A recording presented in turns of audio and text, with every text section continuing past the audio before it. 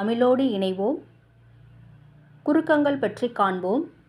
ஒவ்வொரு எழுத்துக்கும் அதை ஒலிப்பதற்குரிய கால அளவு உண்டு.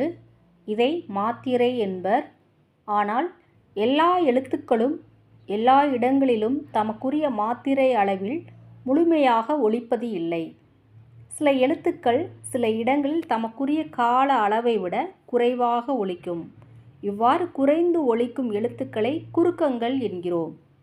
ஐகார குறுக்கம். ஐ என்ற எழுத்து தனித்து வரும் இடங்களில் தனக்குரிய 2 மாத்திரை அளவில் முழுமையாக ஒலிக்கிறது. ஆனால் சொற்களின் முதல், இடை, இறுதி ஆகிய இடங்களில் வரும்போது தனக்குரிய 2 மாத்திரை அளவிலிருந்து குறைந்து ஒலிக்கிறது. இவ்வாறு குறைந்து ஒலிக்கும் ஐகாரம் ஐகார குறுக்கம் எனப்படும்.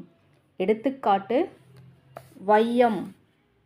ஐகாரம் சொல்லின் முதலில் வரும்போது 1½ மாத்திரை அளவில் ஒலிக்கும். சமையல். பறவை. இடையிலும் இறுதியிலும் வரும்போது ஐகாரம் என்ற எழுத்து 1 மாத்திரை அளவில் ஒலிக்கும்.